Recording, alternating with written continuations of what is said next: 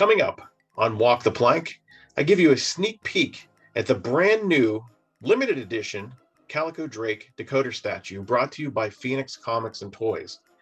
I talk with series creator Eric Sprouse, the voice behind Dead and Buried Treasures. The island will be mine.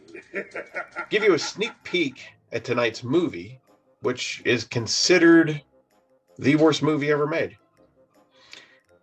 And we're going to answer some of your Facebook questions. All that and more coming up.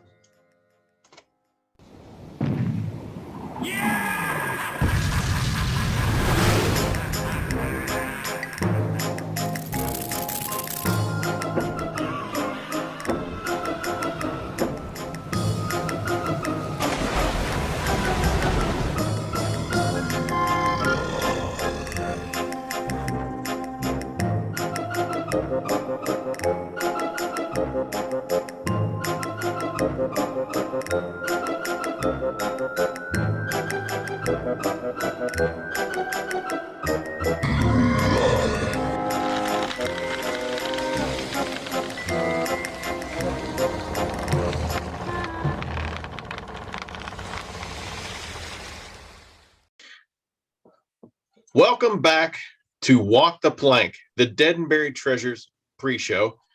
I'm your host, Rich Kanji, and there he is. Oh, I'm sorry. I didn't know you were there. How many people have said that in an interview? Oh, I'm sorry. I didn't know you were there. Yeah. Showing off his brand new pirate mug, the series creator, Mr. Eric Sprouse. Nice to see you again, Rich. Pleasure as always. Yeah, thank you. Last month, I believe I referred to you as the Mel Blanc of Dead and Buried Treasures. I think this month I'm going to refer to you as the Peter Cullen or Tom Kenny of Dead and Buried Treasures for all the youngins out there, because Peter Cullen was the voice of Optimus Prime and Tom Kenny voiced SpongeBob and just about all these other characters on Cartoon Network. Right. So yeah, that's you. And I'll take it. I'm the young at part too, and I everybody's grown up with SpongeBob. I remember watching him in college, so I'll take that. Mel Blanc. I still watch him. I do too. In fact, he was on my TV today. I was watching him just today. But There you go. It's funny because somebody else called me like Mel Blanc too, and I always take that as a compliment. I love doing those voices. It's fun. Well, that's why I said that last month and this month. And there's probably some people out there that don't know this about you. And why I say that about you is that you actually voice every character on this show. And we got some exclusive footage of you doing some voices. Oh boy. Straight from the editing floor. Yeah. Because unfortunately, the other clip I have of you singing in the shower is not permitted on this show. So that's how I do my. That's how I did Marabella's mermaid thing last episode. Yeah, we have clips of that. We just It's like me in the shower, Yeah. And you know what? If you subscribe to his fans only page, you'll be able to see that shower footage. Yeah, get a free mug. Huh? Yeah, that's great. Yeah. Yeah. No, for the people out there, here's some footage of Eric doing his best voice acting work. Captain, with all due respect, I once saw you try to take your pants off over your head. Yay! My cousin, Jack, thanks you, and everyone else. He's on hard times, too. And we'll see you next time on Dead and Buried Treasures. Good night, everyone. You are a talented man. It's funny when you do those voices. I don't remember how I came up with the idea. I know I wanted to do Jack, with the the crowing of it all. Davey, I was unsure because I thought I'd get letters. I honestly, in this climate, I thought for sure I'd get some kind of letters that says, oh well, you're making fun of blah, blah. I'm like, no, I'm really not. I mean, sometimes how the message is perceived is what makes it offensive. I don't mean to make anything offensive. I just do very good voices like this for some reason, and Yeah. I don't mean to offend anybody. I don't think it's offensive at all. I never state anything ever beyond I don't even state what Davy Bones' preferences are to anything. So Mhm. I just do the voice and it comes that way. Now the villains, I did a villain before in another show I did, and it was, we played parodies on names. And so of Hannibal Lecter, we called him Cannibal Spectre. It was a lot like this. And that's kind of what we do with the villain here that we're going to introduce here in the next few episodes or so. In fact, tonight, we have another little cliffhanger at the end involving the villain still watching Captain Drake. Here I am doing the main villain on the show, whose name has yet to be determined. The good captain taught me that. Prepare to receive our support ships. If all goes according to plan, this will be over long before it ever begins. And I know I get a lot of fan mail on, when's this new villain coming on the scene? When's the new villain coming on the scene? And I'm like, I'm biding my time. There's a reason I have to do it this way, because we keep interjecting episodes into the timeline because of like an episode coming up is for the Whiskey Rebellion, and we have to get that in before July. And we forgot about it. It was footage was already shot. So when you do these voices, it's fun. It's a lot of fun, and I have a lot of fun doing it. And when you're your own boss on the show, that's only a plus. That's true. And you're really good at it. You're really good at it. Thank you very much. I appreciate that. I even did your voice in the second season when you come up. Oh, Drake, you're such a fun guy. Yeah. When you come up, you pop up as your cameo. That was a lot of fun too. That was a lot of fun shooting that. What was the name of that guy? Captain Walter Time. That's Walter Time. Yep. Yeah, that was a lot of fun playing the villain. That was good.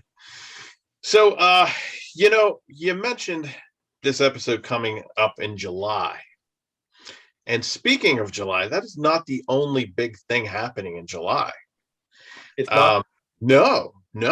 You have a limited edition Calico Drake decoder statue coming out Oh yeah, for the 4th of July.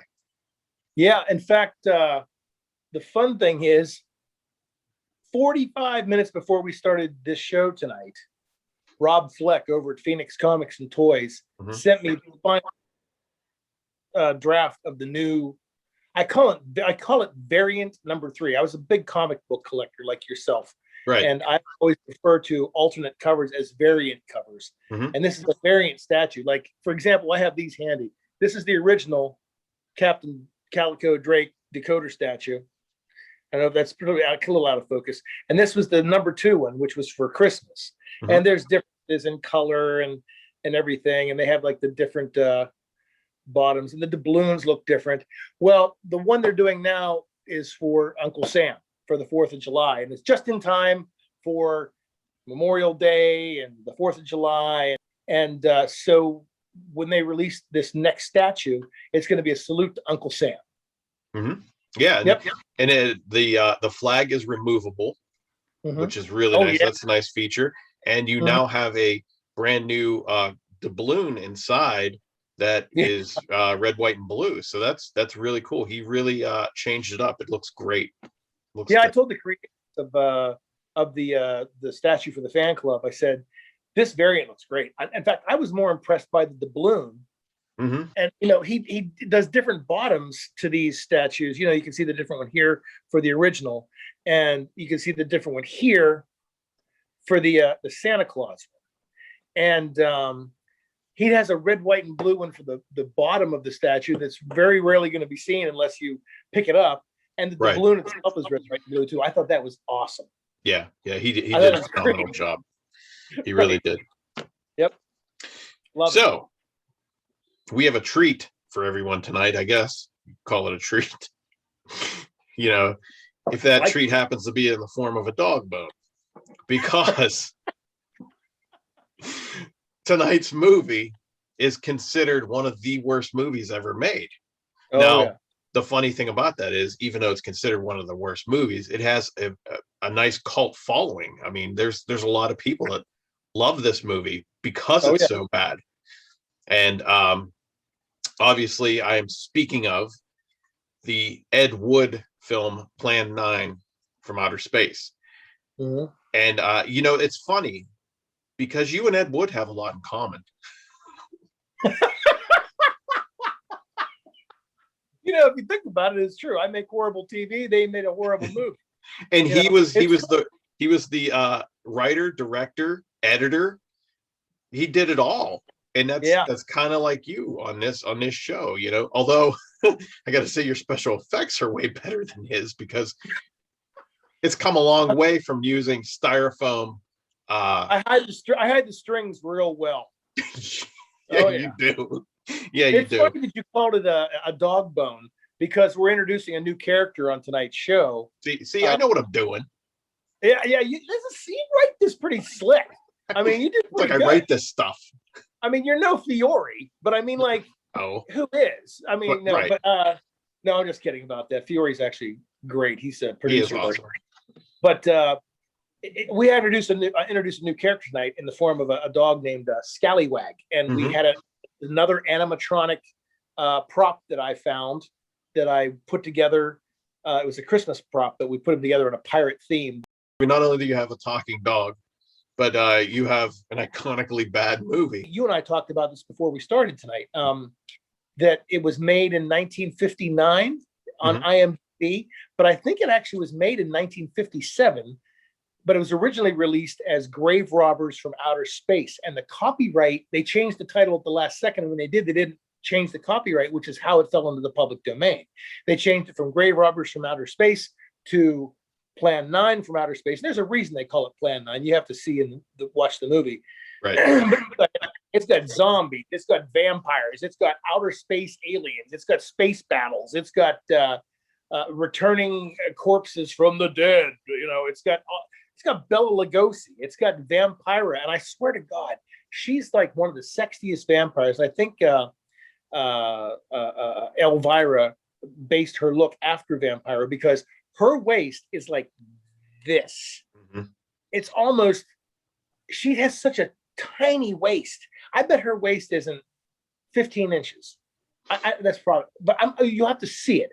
But Right. she's got a sexy vampire. You got Bella Lugosi. Unfortunately, Bela Lugosi, for the people out there who are new to our world, was the original Dracula. And he actually died before this film was finished.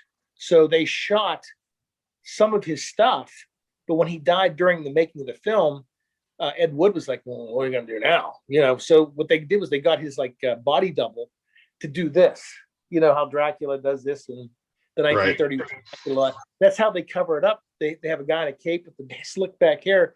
But the thing is, the body double they got, he's got to be 8 feet tall.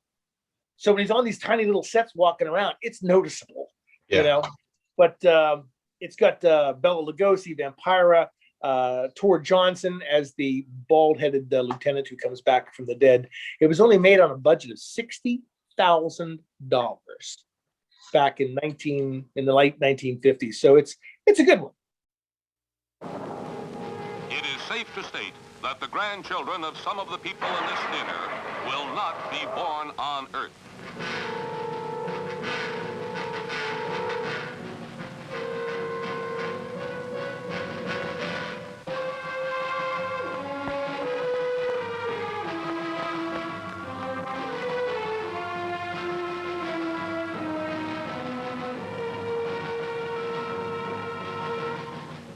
They come from the bowels of hell, a transformed race of walking dead, zombies guided by a master plan for complete domination of the Earth.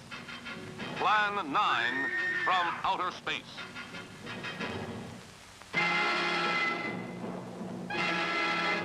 Starring the most nightmarish cast ever, Bela Lugosi, the seductive Vampira, and Tor Johnson as the Walking Dead. Turn off your electrode gun! No! No! Stop him, Dennis! I can't get it, it's jammed! Grab him, you fool! bounce off their bodies. Rockets, missiles, jets cannot stop their death ships. What earthly power can stop this terror? For a glimpse of things to come, see this blast of screen suspense. For it could be happening right now.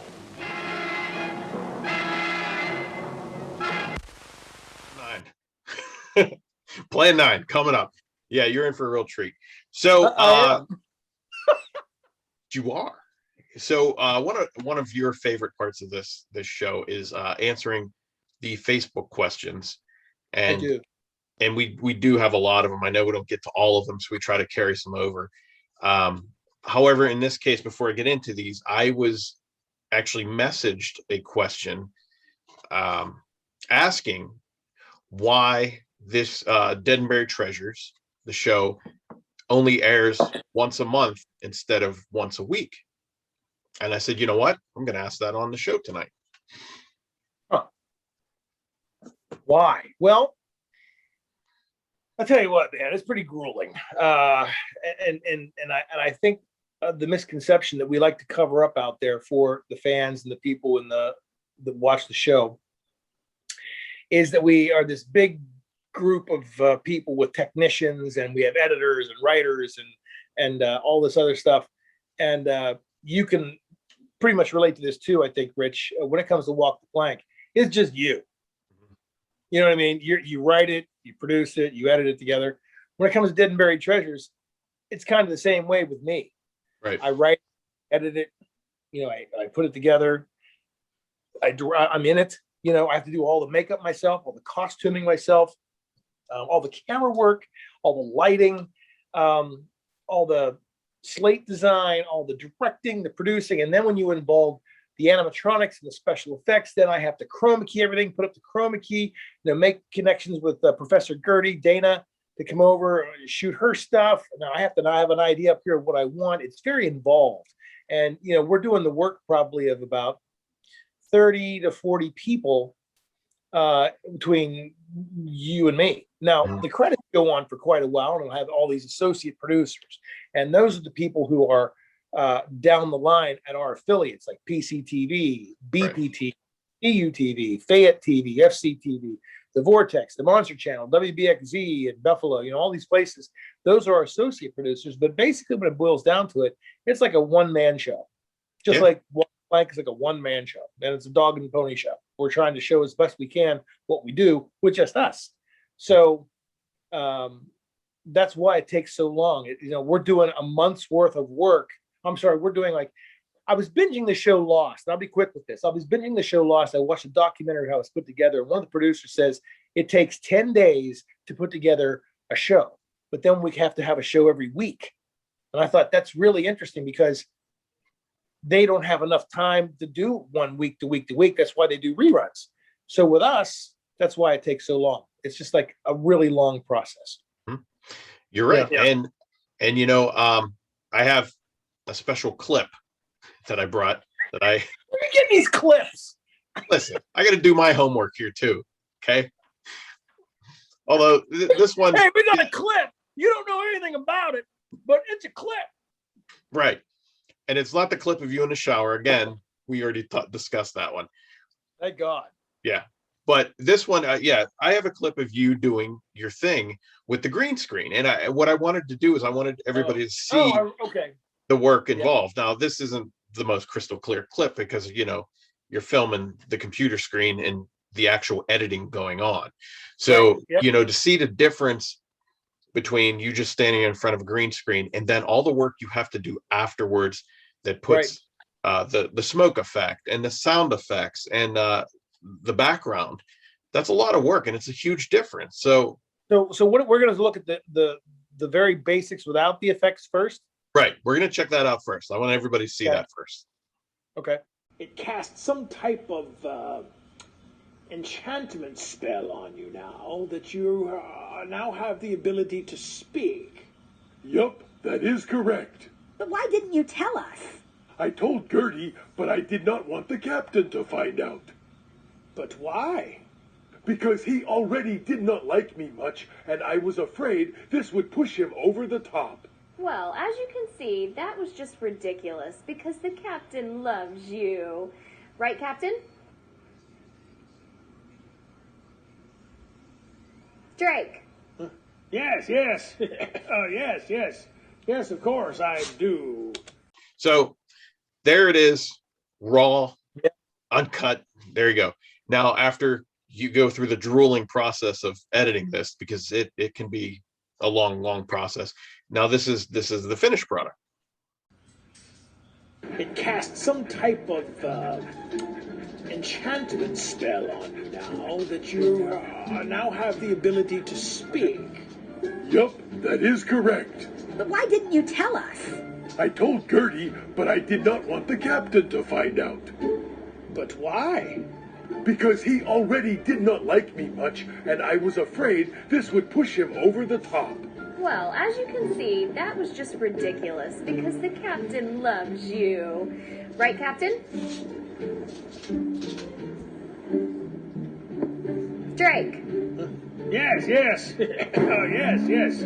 Yes, of course, I do. So you see the big difference between those. Oh yeah. You know, it's you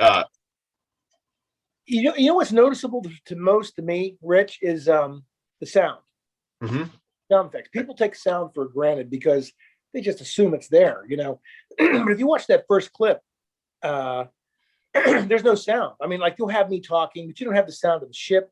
Like we're down in the field, you don't hear the water, you don't hear any music, you don't hear a lot of like sound effects, that kind of thing, and like for jokes that are told, you don't hear any of that. And then when you're watching the finished product, you're like, oh my God, because you saw Davy Bones there with the green screen behind him, and then you saw it with the pirate ship behind him, and you saw the same thing with me. You saw the same thing with Professor Gertie. And the dog that she's talking to, Scallywag, that's the name of our new character, Scallywag. I'm actually operating the dog like this with wires, while Gertie's talking, And so there's a lot of, it takes a lot to put one episode of Dead and Buried Treasures together. It's just, it's a painful process, but in the end, it's something that I'm very proud of. My aunt watches the show now, and she's like, finally get it. And I'm like, oh, good. Well, what do you think? I love your show.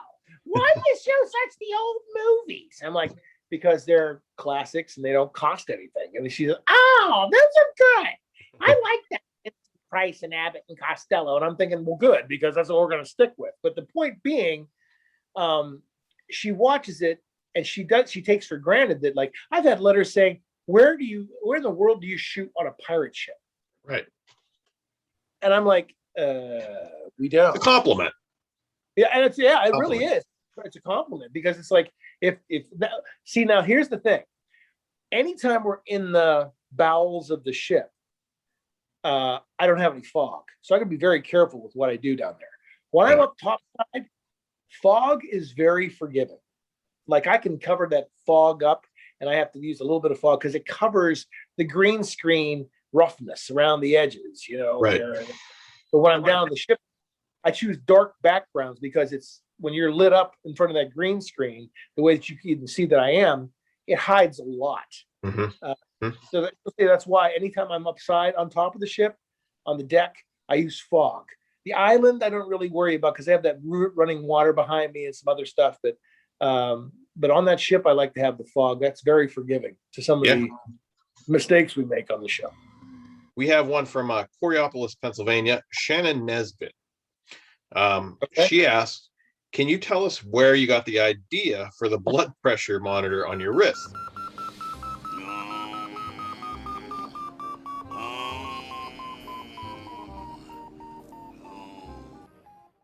My husband and I backed your show up several times and watched it again and laughed so hard every time you went to that joke that I think I peed myself a little.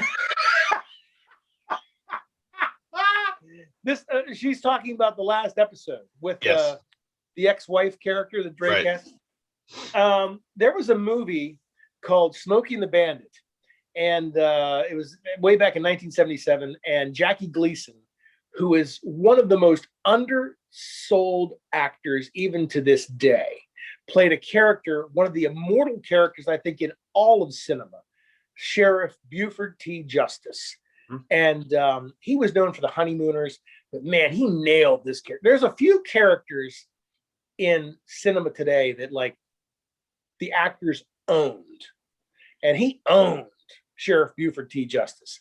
And I was always told back in the 70s when I was growing up, my dad looked like him.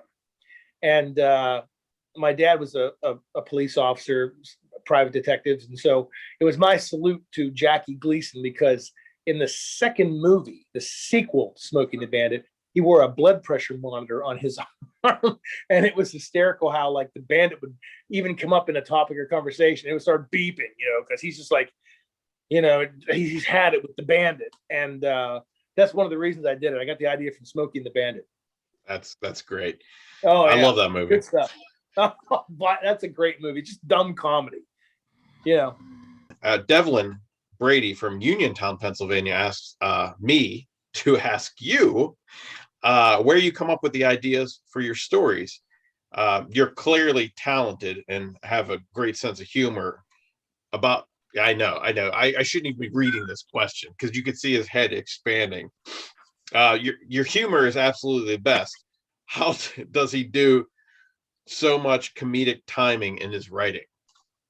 Well, I can't disagree with you, Devlin. Is it Devlin? Yes. About the genius thing? Yeah, I can't disagree with that, but no. Thanks, Devlin. Yeah, thanks. This will give me some topic fodder to use with not only Rich, but Fiore and everybody at the TV station as well. But, I don't know. I literally sit down and when it's time to write a new show, and I know there's 8 segments and I have to have a beginning to an end. So I said, okay, I have to get from segment 1 to segment 8. What do I do in the middle?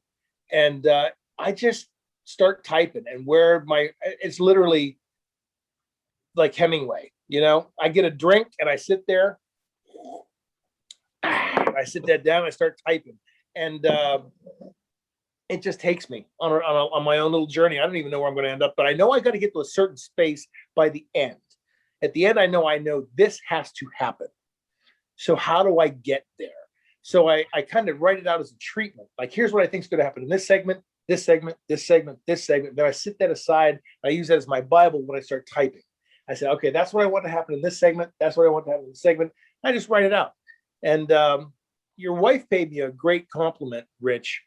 Dana, who plays Professor Gertie on the show. She says, oh my God, how you do this? This is just amazing. And she said that to me when she complimented me on the writing and said, it's just amazing how you do all this. And it's just a creative release. Mm-hmm. It is. My mom was a great artist, painting. I mean, she would have tons of painting, and I just do it a different type of artwork. I do it like writing, and I enjoy it. Have a lot of fun with it. Right. Yeah. So we're out of time. We got to get to this movie. Fast, doesn't it? Yes, it does. Yeah. It does. So let's dive right into the movie. It's coming up next. The classic Ed Wood, Plan 9. Plan 9 from outer space.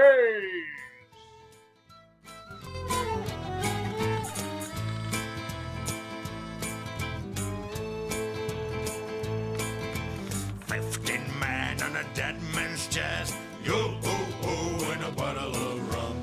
Drink and the devil be done for the rest, yo-ho-ho, and a bottle of rum.